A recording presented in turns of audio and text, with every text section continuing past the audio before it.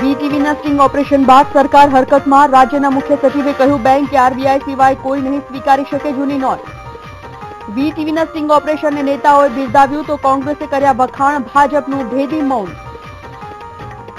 સતત 13મા દિવસે બેંક અને એટીએમ બહાર લાઈન. રજા બાદ મોટાભાગના એટીએમ બંધ રહેતા લોકો ત્રાહિમામ.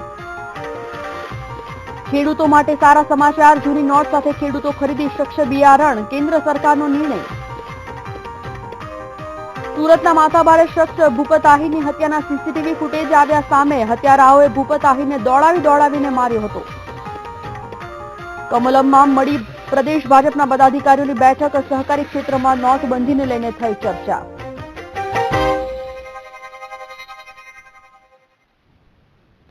નમસ્કાર, આજે ગુજરાત સાથે હું છું સંજીવની. વીટીવી દ્વારા કરવામાં આવેલા સ્ટિંગ ઓપરેશન બિલ્ડર કો બ્લેક પસંદ હૈના સમગ્ર રાજ્યમાં ઘેરા પ્રત્યાઘાત પડ્યા છે. વીટીવીના ઓપરેશનને પગલે બિલ્ડર લોબીમાં ફફડાટ ફેલાઈ જવા પામ્યો છે, તો કેટલીક જગ્યાએ આવકવેરા વિભાગે પણ દરોડા પાડી બિલ્ડર લોબીના કાળા નાણાં મુદ્દે સર્ચ ઓપરેશન હાથ ધર્યું અને બ્લેકના વ્હાઇટ કરતા બિલ્ડરો પર તવાઈ બોલાવી.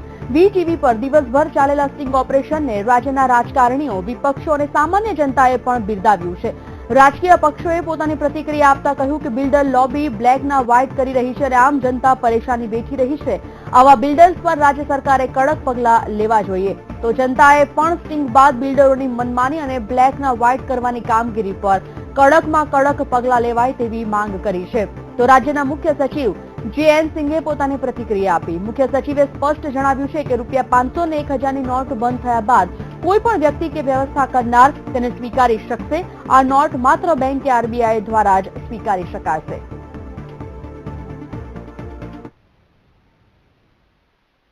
ડિમોનેટાઇઝ થઈ ગયા છે તેને સ્વીકાર કરવાની સત્તા ફક્ત અને ફક્ત કમર્શિયલ બેંક્સ પાસે છે. તો આ લોકો જ ફક્ત સ્વીકારી શકે, બીજા કોઈ આ તરીકેના નોટો સ્વીકારી શકે નહીં. તો વીટીવીના સ્ટિંગ ઓપરેશન બાદ આઈટી વિભાગ સક્રિય થયું છે. બિલ્ડર કો બ્લેક પસંદ હૈ નામના વીટીવીના સ્ટિંગ ઓપરેશન બાદ આઈટી વિભાગે રાજ્યમાં સર્ચ ઓપરેશનનો વ્યાપ વધારી દીધો છે. આઈટી વિભાગ દ્વારા બિલ્ડરોને ત્યાં પણ સર્ચ ઓપરેશન હાથ ધરવામાં આવ્યું હતું. તો વીટીવીના સ્ટિંગ ઓપરેશન અને ત્યારબાદની આઈટી વિભાગની કાર્યવાહીથી બિલ્ડરોમાં કાળા નાણાંને ધોળા કરતા બિલ્ડરોમાં ફફડાટ ફેલાઈ જવા પામ્યો છે.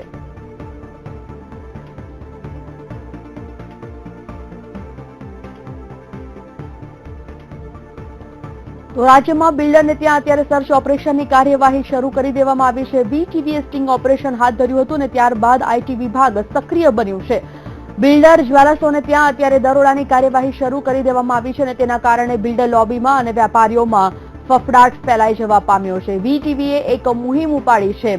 બિલ્ડર કો બ્લેક પસંદ હૈ નામનું સ્ટિંગ ઓપરેશન આજે સમગ્ર દિવસ દરમિયાન આપની સમક્ષ મૂકવામાં આવ્યું અને આ તમામ દિવસ દરમિયાન જે ખુલાસાઓ સામે આવ્યા છે તેને જોતા એવું કહી શકાય કે નોટબંધી બાદ પણ ખુલ્લેઆમ કાળા નાણાંનો વ્યાપાર ધમધમી રહ્યા છે. કાળા નાણાંનો કારોબાર જોરશોરથી ચાલી રહ્યો છે.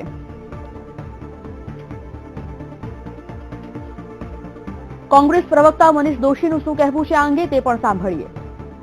કેન્દ્ર સરકારની ફરજ બને છે કે તેમાં જાહેરાત કરતા પહેલા પૂરતી વ્યવસ્થા તંત્ર કરવું જોઈએ, જે નથી કર્યું. મોટા જે ભારતીય જનતા પાર્ટીના ચાહેતા ઉદ્યોગપતિઓ છે, એમના મળતિયાઓ છે, તેમને મોટા પાયે પોતાની ધનરાશિ આગોતરી રીતે ગોઠવણ કરી લીધી છે. આજે એક પણ લાઇનમાં કોઈ મોટો ફોર્ચ્યુનર ગાડીવાળો કે ઓડી કાર વાળો કે BMW વાળો ક્યાંય નથી દેખાતો. સામાન્ય અને મધ્યમ વર્ગનો મહેનતકશ માણસ અત્યારે લાઇનમાં ઊભો છે. ત્યારે આરબીઆઈની પણ ફરજ બને છે. વીટીવીની આ મુહિમથી એ સ્પષ્ટ થાય છે કે કાળા નાણાં સામેની લડત માટે કેન્દ્ર સરકાર જે ગંભીરતા દાખવી જોઈએ તે દેખાતી નથી. કેન્દ્ર સરકારે કાળા નાણાં ધારકોને પહેલા બેનામી સંપત્તિ જાહેર કરવા કહ્યું, પછી ચેતવણી આપી અને હવે ₹500 અને 1000ની નોટ જ બંધ કરી દીધી. ત્યારથી કાળા નાણાં દેશમાંથી દૂર કરવા ઇન્કમટેક્સ અધિકારીઓ કામે લાગી ગયા છે અને સર્ચ ઓપરેશન પણ વધારી દીધા છે. કેન્દ્ર સરકારે લોકોને વારંવાર પોતાની બેનામી સંપત્તિને જાહેર કરવા કહ્યું હતું, પણ કાળું ધન બહાર કાઢવાનો નિયમ આખરે બહાર આવતા દેશભરમાં તેની અસર દેખાઈ રહી છે. દરેક લોકોમાં અત્યારે અફરાતફરીનો માહોલ ઊભો થયો છે. ત્યારે સરકારની એજન્સીઓ તમામ બેંક ખાતાઓ અને વ્યવહારો પર બાજ નજર રાખી રહી છે. તો આ ઉપરાંત બાતમીદારોની ફોજ તૈયાર કરવામાં આવી છે. રાત દિવસ અધિકારીઓ તપાસ કરી રહ્યા છે. આ સાથે જ બિલ્ડર અને જ્વેલર્સ પર ખાસ નજર રાખવામાં આવી રહી છે. એટલું જ નહીં, જમીન ખરીદીના દસ્તાવેજોને પણ ઝીણવટપૂર્વક ચેક કરવામાં આવી રહ્યા છે. ઇન્કમ ટેક્સના અધિકારીઓ આવા મોટા હાથીઓ માટે પણ ટેકનોલોજીનો ઉપયોગ કરીને છુપાવેલ કાળું ધન બહાર લાવવા માટે કમર કસી રહ્યા છે. ત્યારે જોવું એ રહ્યું કે આગામી દિવસોમાં હજુ કેટલા બેનામી સંપત્તિના ખાતાઓ ખુલશે. Mehul Dudhrejiya, VTV news, Ahmedabad. CBSE બોર્ડે એક મહત્વનો નિર્ણય કર્યો છે, જેની મેઇન પરીક્ષા માટે આધાર કાર્ડ ફરજિયાત કરાયું છે. પરીક્ષા માટે આધાર કાર્ડ દ્વારા રજીસ્ટ્રેશન કરવામાં આવશે. 2 એપ્રિલ 2017ના રોજ પરીક્ષા લેવામાં આવશે. ત્યારે ઇજનેરી કોલેજમાં પ્રવેશ માટે જેઈઈની પરીક્ષા લેવામાં છે. ત્યારે 1 ડિસેમ્બરથી 2 જાન્યુઆરી સુધી ઓનલાઈન રજીસ્ટ્રેશન થશે.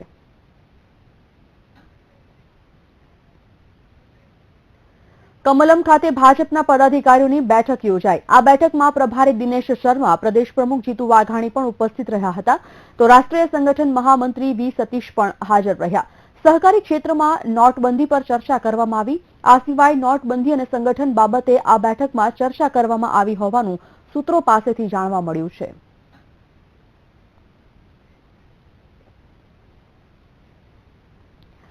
ગુજરાતના મુખ્યમંત્રી વિજય રૂપાણીના હસ્તે રાજ્યમાં શાળા આરોગ્ય તપાસણીના કાર્યક્રમનો પ્રારંભ કરવામાં આવ્યો. ત્યારે ગાંધીનગરના સિવિલ હોસ્પિટલ ઓડિટોરિયમમાં શાળા કાર્યક્રમનો આરંભ કરવામાં આવ્યો હતો. આ કાર્યક્રમમાં આરોગ્ય મંત્રી શંકર ચૌધરી, શિક્ષણ મંત્રી ભૂપેન્દ્રસિંહ ચુડાસમા સહિત આરોગ્ય વિભાગના અધિકારીઓ ઉપસ્થિત રહ્યા હતા. શંકર ચૌધરીએ મહત્વપૂર્ણ જાહેરાત કરી કે સ્પીચ થેરાપીનો ખર્ચ હવે રાજ્ય સરકાર કરશે. બીજી બાજુ ભૂપેન્દ્રસિંહ ચુડાસમાએ જણાવ્યું કે 100 દિવસમાં 125 નિર્ણય લેનારા દેશની એકમાત્ર ગુજરાત સરકાર છે. આ તરફ આરોગ્ય કમિશનર જેપી ગુપ્તાએ નિવેદન આપ્યું હતું કે 4 લાખ કરતા વધુ કર્મચારીઓ શાળા આરોગ્ય ચકાસણીના કાર્યક્રમમાં જોડાશે. ત્યારે રાજ્યમાં શાળા આરોગ્ય તપાસણી કાર્યક્રમ 2 મહિના સુધી ચાલશે. જન્મતાની સાથે કોઈ પણ પ્રકારની ખામી હોય તો એ જન્મજાત ખામીનું સ્ક્રીનિંગ થઈને માની લો કે કોઈને આંખનો જન્મતાની સાથે જ આંખનો મોતિયો હોય અથવા તો બાકી કોઈ પ્રકારની ખામી કે મુશ્કેલી હોય તો તેનો સારવારનો તમામ ખર્ચ પણ સ્ક્રીનિંગ કરીને રાજ્ય સરકાર ઉપાડશે તેવો એક નિર્ણય કર્યો છે. તેનું નામ અટલ સ્નેહ અને તે અટલ બિહારી વાજપેયીજીના જન્મદિવસ 25મી ડિસેમ્બરથી આ કાર્યક્રમ ચાલુ થશે. જે ઉણપ હશે એનું નિદાન કરીને એનો ઉપચાર કરવામાં આરોગ્ય વિભાગ સંપૂર્ણ ખર્ચ પણ ભોગવશે. હું શિક્ષણ મંત્રી તરીકે મારા વિભાગના બાળકોની આવી સેવા કરવા બદલ આરોગ્ય વિભાગનો માનનીય મુખ્યમંત્રી શ્રી શંકરભાઈ ચૌધરીનો હૃદયપૂર્વક આભાર માનું છું. ગુજરાતમાં એક પણ બાળકની ચકાસણી રહી ન જાય અને એક પણ બાળકને સારવારની આવશ્યકતા હશે એમાં સરકાર ક્યાંય પાછી પાની નહીં કરે. ગમે તેટલો ખર્ચ થશે એનું ઓપરેશન પણ સરકાર કરાવશે. ભારત ગુજરાતમાં નહીં થતું હોય તો ભારતની પણ શ્રેષ્ઠ હોસ્પિટલોમાં પણ એનું ઓપરેશન કરાવીને આ બાળકને રોગમુક્ત કરવાનો નિર્ણય સરકારે લીધો છે. નોટબંધી બાદ ખેડૂતોની હાલત કફોડી થઈ છે. ત્યારે સરકારે ખેડૂતોને એક મોટી રાહત આપી છે. સરકારના નિર્દેશ અનુસાર હવે 500ની જૂની નોટોથી ખેડૂતો પોતાના પાક માટે બીજ ખરીદી કરી શકશે. સરકારના આદેશ મુજબ ખેડૂત કેન્દ્ર અને રાજ્ય સરકારના વિભિન્ન કેન્દ્ર અને દુકાનોમાં 500 નોટ આપીને બિયારણ ખરીદી શકશે. જે ઉપરાંત ખેડૂતોને રાષ્ટ્રીય અને રાજ્યના બીજ નિગમો, કેન્દ્રીય અને રાજ્ય કૃષિ વિશ્વવિદ્યાલયો, ભારતીય કૃષિ અનુસંધાન પરિષદમાં પણ જૂની નોટ આપીને બિયારણ ખરીદવાની પરવાનગી આપવામાં આવી છે. જે માટે ખેડૂતોએ ઓળખપત્ર જમા કરાવવાનું રહેશે. મહત્વનું છે કે 500 ને 1000ની નોટ પર પ્રતિબંધ મુકાયા બાદ થઈ રહેલી મુસીબતોના નિવારણ માટે રોજબરોજ અલગ અલગ પગલાં ઉઠાવી રહ્યા છે. ત્યારે હવે ખેડૂતોને પણ રાહત મળે તેવા જાહેરાત સરકાર દ્વારા કરવામાં આવી છે.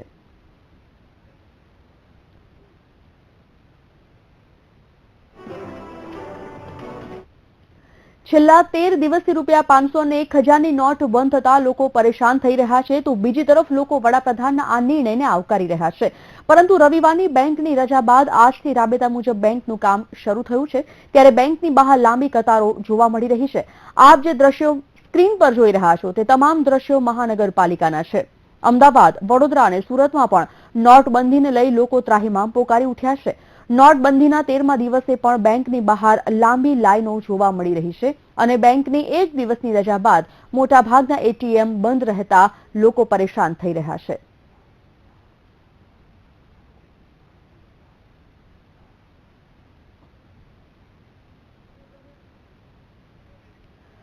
કેન્દ્ર સરકાર દ્વારા રૂપિયા 500 અને 1000ના દરની નોટો ચલણમાંથી રદ કરી દેવાતા લોકો મુશ્કેલીમાં મુકાઈ ગયા હતા. તો નોટબંધી થયા બાદ ઊભી થયેલી પરિસ્થિતિની જાણકારી મેળવવા કેન્દ્ર સરકારના 3 અધિકારીની ટીમ ગુજરાત મુલાકાતે આવી છે. આઈએએસ અધિકારી ગુરુપ્રસાદ મહાપાત્રની આગેવાની હેઠળની ટીમ ગાંધીનગરમાં રાજ્યના મુખ્ય સચિવ જે.એન. સિંઘ સાથે મુલાકાત કરી હતી. રાજ્ય સરકાર દ્વારા ટીમ સમક્ષ કેસની અછતથી માંડીને સહકારી ક્ષેત્રમાં પડી રહેલી મુશ્કેલીઓ અંગે જાણકારી આપવામાં આવી હતી.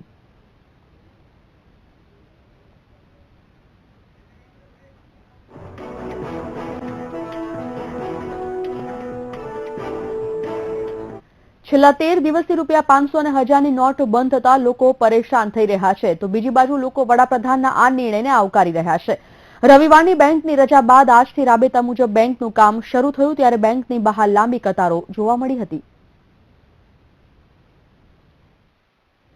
તો આ તરફ વડોદરામાં પણ નોટબંધીના 13મા દિવસે બેંકની બહાર લાંબી લાઈનો જોવા મળી અને બેંકની એક દિવસની રજા બાદ મોટાભાગના એટીએમ બંધ રહેતા લોકો પરેશાન થઈ ગયા હતા.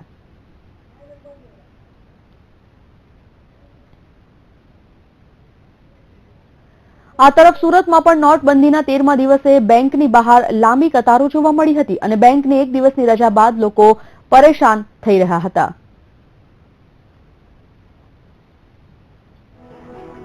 તો દેશભરમાં બેંકો બહાર લોકોની લાંબી લાઈનો જોવા મળી છે ત્યારે વાપીની એસબીઆઈ બેંક દ્વારા પેઓન સેલ નામની એક વેન શરૂ કરવામાં આવી છે. આ વેનની મદદથી લોકો પોતાના ઘર આંગણા પાસેથી જ આ 2000 રૂપિયા ઉપાડી શકશે, જેથી લોકોને બેંકની બહાર ઊભા ન રહેવું પડે. આ વેનનો શુભારંભ વાપી પોલીસ વિભાગના હસ્તેથી કરવામાં આવ્યો હતો.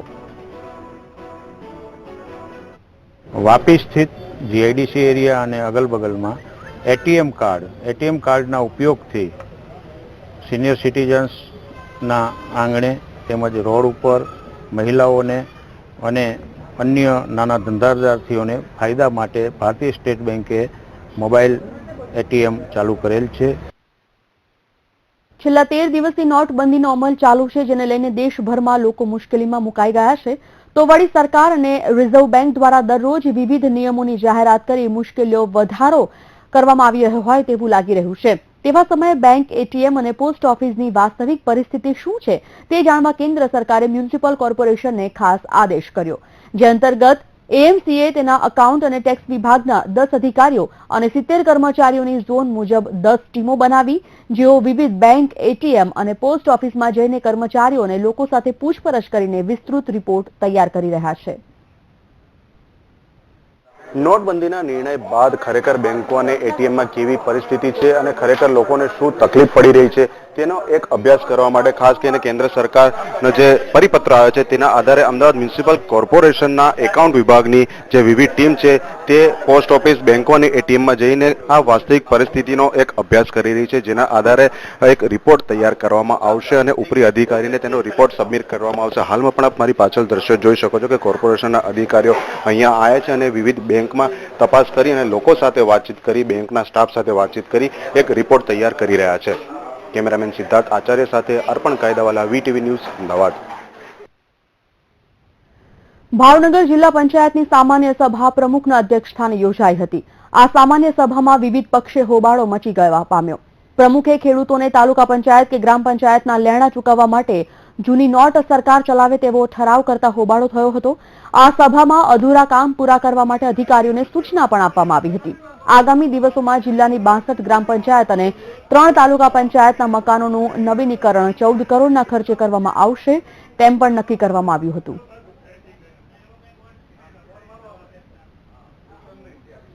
મેં સામાન્ય સભાની અંદર એક ઠરાવ પસાર કર્યો છે કે જે વિચારધારા જુદી જુદી હોઈ શકે, ભાજપ, કોંગ્રેસ, પણ જે ખેડૂતોની સાથે હોય, ગ્રામ્ય જનતાની સાથે હોય, ગરીબ લોકોની સાથે હોય, એ આ 500 ને 1000ની નોટોનો જે નિર્ણય છે એ નિર્ણય પણ ગ્રામ્ય જનતાને પણ એનો સહકાર મળવો જોઈએ, નહીં કે શહેરની અને ઉદ્યોગપતિને જ આ ફેસિલિટી મળવી જોઈએ.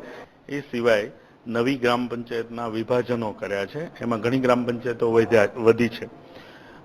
એ પૈકી જ્યાં જ્યાં બિલકુલ ગ્રામ પંચાયતની ઓફિસો નહોતી અથવા ખૂબ જ જર્જરિત હાલતમાં હતી એવી નીચેથી જે દરખાસ્તો આવી એ દરખાસ્તો અમે તાત્કાલિક રાજ્ય સરકારને મોકલી. એવી લગભગ અંદાજિત 100 ઉપરની ગ્રામ પંચાયતો મોકલી હતી. એ પૈકીની 62 ગ્રામ પંચાયતો નવી બિલ્ડિંગ, કોઈની કિંમત 14 લાખ છે, કોઈની 18 લાખ છે, એ મંજૂર થઈને આવી ગઈ. પાલનપુરમાં મોટી બજારના વેપારીઓએ પોલીસના ત્રાસને પગલે બંધનું એલાન આપી અચોક્કસ મુદતની હડતાલ પાડી છે. બંગાળી કારીગરે કાળી ચૌદસના દિવસે જ્વેલર્સની દુકાનમાંથી સોનું લઈ ફરાર થઈ જતા સ્થાનિક પોલીસ સ્ટેશનમાં ફરિયાદ નોંધાવી હતી, જે આધારે પોલીસે ગુનોનો ભેદ ઉકેલી વેપારીઓને પોલીસ સ્ટેશન બોલાવી વખતો વખત ત્રાસ આપતા તેમણે પોલીસ વિભાગ સામે રોષની લાગણી વ્યક્ત કરી છે અને અચોક્કસ મુદતની હડતાલ પાડી બંધનું પણ એલાન જાહેર કર્યું છે. વેપારીઓ હેરાન થઈ રહ્યા છે. વેપારીએ કારીગરને વર્ષો પહેલા કામ આપેલું હતું. આ કારીગર 10 વર્ષથી મોટી બજારની અંદર કામ પોતાનું પર્સનલ કામ કરતો હતો અને છેલ્લા 1 વર્ષથી તેને નોકરી કરતો હતો. હવે 10 વર્ષથી પોતાનું પર્સનલ કામ કરતો હતો. એનો પર્સનલ હિસાબ હોય તે પર્સનલ હિસાબ દરેક વેપારી પર ઢોળી દેવામાં આવે તે ખોટું છે. વેપારી એને પાસે કામ કરાવી કોઈ ગુનો નથી કર્યો.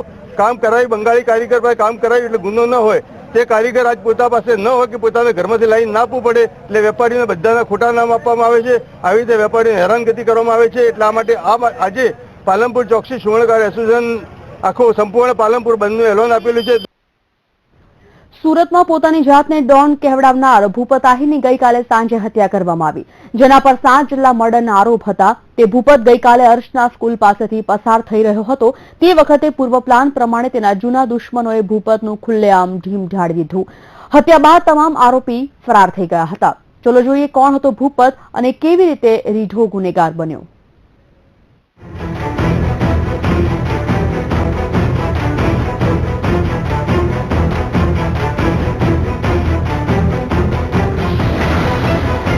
રવિવારના રાત્રે ખૂની ખેલ, ખુલ્લેઆમ ભૂપત આહિરની હત્યા.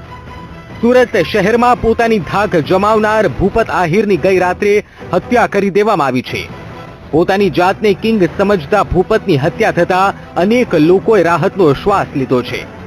ભૂપતની રવિવારે રાત્રે વરાછા વિસ્તારમાં અર્ચના સ્કૂલ પાસે જાહેરમાં કરપીણ હત્યા કરવામાં આવી. બનાવના કારણે પોલીસના ઉચ્ચ અધિકારીઓ ઘટના સ્થળે પહોંચી ગયા હતા. કોણે હત્યા કરી, શું હતી માથાકૂટ? ભૂપત થોડા વર્ષથી સુરતમાં રહેતો હતો. તેનું મૂળ વતન અમરેલી જિલ્લાના ધારી તાલુકાના મોણવેલ ગામ છે. ગઈકાલે ભૂપત વશરામ આહિર મોપેડ લઈને પૂણા ગામ અર્ચના સ્કૂલ પાસેથી પસાર થતો હતો ત્યારે કાળા રંગની સ્કોડા કારમાં આવેલા હત્યારાઓએ તલવાર ચાકુથી ભૂપત પર ઉપરા છાપરી પ્રહાર કરીને તેની હત્યા કરી. હત્યારાઓ તલવાર ઘટના સ્થળે તો ચાકુ ભૂપતના શરીરમાં જ ફસાયેલી અવસ્થામાં મૂકીને નાસી ગયા હતા. ભૂપતે સ્વ બચાવનો પ્રયાસ કરતા તેના હાથે પણ ઈજા થઈ હતી. હત્યારાઓ ભાગી જતા લોકોનું ટોળું ભૂપત આહિરના મૃતદેહ પાસે ભેગું થઈ ગયું હતું. ખૂની ખેલના 15 મિનિટ બાદ પોલીસ કાફલો ઘટના સ્થળે દોડી આવ્યો હતો. રામદેવસિંહની હત્યા કરી, તે જ સ્થળે ભૂપતની હત્યા થઈ. મે 2015માં ભૂપત પત્નીની સારવાર માટે વચગાળાના જામીન પર મુક્ત થયા બાદ બીજા જ દિવસે ભૂપત આહિરના માણસો અર્ચના સ્કૂલ પાસે રામદેવસિંહ નામના વેપારી પાસે હપ્તો ઉઘરાવવા પહોંચી ગયા હતા. રામદેવસિંહે હપ્તો નહીં આપતા ભૂપતના સાગરીતે પહેલા રામદેવસિંહ પર હુમલો કર્યા બાદ ભૂપત પણ ત્યાં આવી ગયો હતો અને રામદેવસિંહની હત્યા કરી હતી. 1 વર્ષ બાદ તે જ સ્થળે ભૂપતની હત્યા થતા લોકોમાં અનેક તર્ક વિતર્ક પેદા થયા હતા. આજરોજ 8:15 વાગ્યાની આસપાસનો બનાવ છે. અત્યારે સ્થળ ઉપર જોતા એમાં મોરબી ગાડીની કંડક્ટર મારેલી અને આ મોઢા ઉપર તલવારથી ઈજા કરેલી છે. છાતીમાં મારી અને ઈજા કરેલી છે. એને વળી પીએમ માટે મોકલી આપેલી છે અને ફરિયાદ લેવાની પ્રક્રિયા ચાલુ છે અને શું લાગે છે કોણે હત્યા કરી હશે એ બાબતે અત્યારે કંઈ કહી શક્યા નથી. તપાસ ચાલુ. ભૂપતનું નામ અનેક ગુનામાં સંડોવાયું હતું. તેના પર 7 જેટલા ખૂનના આરોપો હતા. અનેક વખત જેલની હવા ખાઈ ચૂક્યો છે.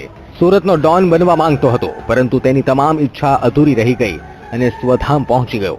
ક્રિમિનલ માટે નરેન્દ્ર રાઠોડ, વીટીવી ન્યૂઝ, સુરત. હત્યાના બનાવો અટકવાનું નામ જ નથી લેતા. અમદાવાદમાંથી વધુ એક યુવાનની હત્યા થઈ હોવાનું સામે આવ્યું છે. ત્યારે તીક્ષ્ણ હત્યાના ઘા મારી આ યુવકની હત્યા કરવામાં આવી. આવો જાણીએ અમારા વિશેષ અહેવાલમાં યુવાનની કઈ રીતે થઈ હત્યા.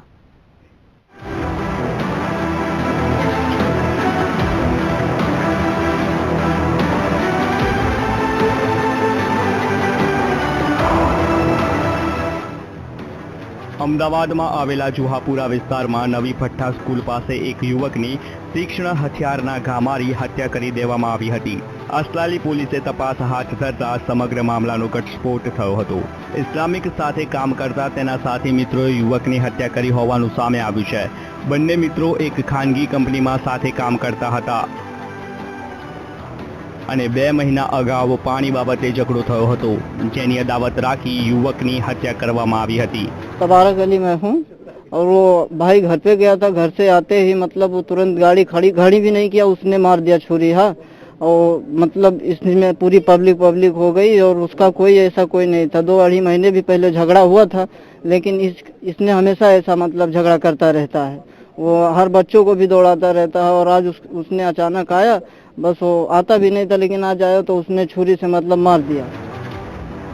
અસલાલી પોલીસે 2 આરોપીની અટકાયત કરી છે, જેમાં શબીર, સલીમ અને તેના સાથી મિત્રોને ઝડપીને તજવીજ હાથ ધરી છે. યુવકના સાથે તેના સંબંધીઓ પણ અહીં રહે છે. આસપાસના લોકોએ જણાવ્યું હતું કે ઇસ્માઇલને કોઈ સાથે ઝઘડો ન હતો, પરંતુ અંગત અદાવતમાં હત્યા થઈ હોવાનું લાગી રહ્યું છે. પાણી બાબતે આ લોકોને ઝઘડો થયો હતો અને એની અદાવત રાખીને આજે આરોપી એક શબીરભાઈ છે, સલીમભાઈ છે અને બીજા એમના ભાઈ છે, એમ બધા 3 જણા ભેગા મળી અને એમની સાથે ઝઘડો કરી અને છાતીના ભાગે તેમજ પીઠના ભાગે તીક્ષ્ણ હથિયાર, છરી જેવા હથિયારથી એમને ઘા કરી એમનું મોત નીપજાવેલ છે. પોલીસે ઘટનાને ધ્યાનમાં રાખીને અલગ અલગ ટીમ બનાવી તપાસ હાથ ધરી છે. સાથે સાથે આરોપીના નામ જણાવ્યા તે પ્રમાણે તેમની સાથે બીજા કોઈ સંડોવાયેલા છે કે કેમ તેના આધારે આરોપીને પકડવાની તજવીજ હાથ ધરી છે. કેમેરામેન કાર્તિક આચાર્ય સાથે પલકબા મકવાણા, વીટીવી ન્યૂઝ, અમદાવાદ. અમદાવાદમાં ઓડા દ્વારા બોડકદેવ વિસ્તારમાં ફાળવવામાં આવેલા કોમન પ્લોટમાં નિરમા સ્કૂલ દ્વારા ગેરકાયદેસર બાંધકામ થતું હોવાનો આક્ષેપ સ્થાનિકોએ કર્યો છે. કારણ કે સ્કૂલ સંચાલકો દ્વારા સ્થાનિકોને સરકાર દ્વારા ફાળવવામાં આવેલા પ્લોટનો યુઝ કરવા દેવામાં નથી આવી રહ્યો, જેથી રોષે ભરાયેલા સ્થાનિકોએ આ સમગ્ર મામલે કોર્પોરેશનના અધિકારીઓને રજૂઆત કરી હતી, જેથી તંત્ર દ્વારા 7 દિવસમાં યોગ્ય કાર્યવાહી કરવામાં આવશે તેવી હૈયાધારણા આપવામાં આવી. મહત્વનું છે કે નિરમા વિદ્યા વિહાર સ્કૂલ દ્વારા ઓડાના પ્લે ગ્રાઉન્ડને કોર્ડન કરીને સ્કૂલના બેનરો લગાવી દેવામાં આવ્યા છે. આ સાથે જ સ્થાનિકોને તેનો વપરાશ નહીં કરવા દેવા માટેની સિક્યુરિટી ગાર્ડને સૂચના પણ આપી દેવાઈ છે.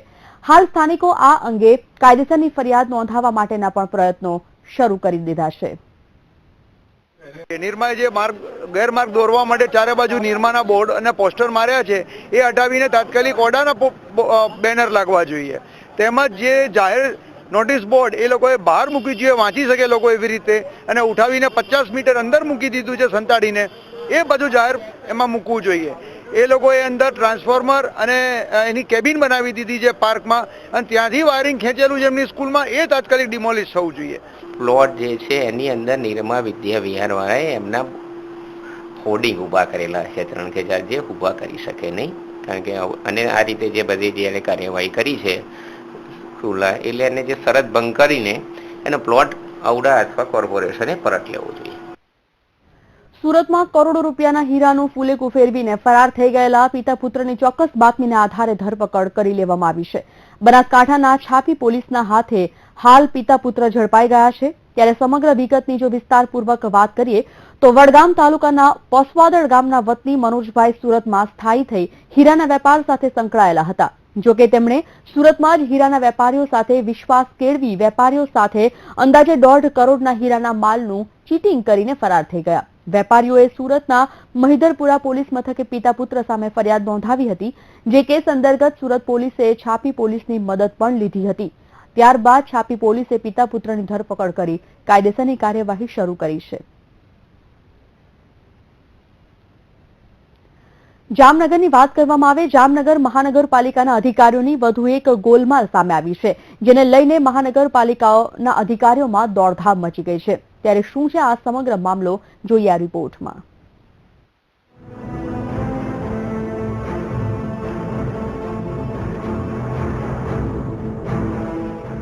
જામનગર મહાનગરપાલિકા દ્વારા વર્ષોથી વિવિધ વેરાઓની રિકવરી માટે દિવસે ને દિવસે લિસ્ટ લંબાતું જાય છે, કારણ કે રિકવરી પેટે 190 કરોડનું દેવું બાકી છે.